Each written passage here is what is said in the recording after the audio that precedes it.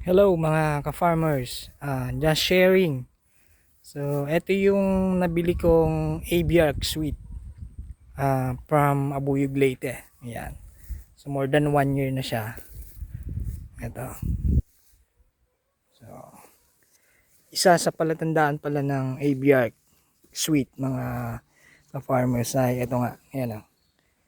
Bilog yung dahon niya na makapal. Ayan.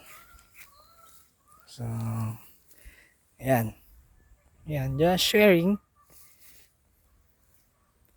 So, mahilig kasi ako sa langka mga farmers. Isa to sa favorite fruit ko. Yan. Kaya nagtanim talaga ako ng madami.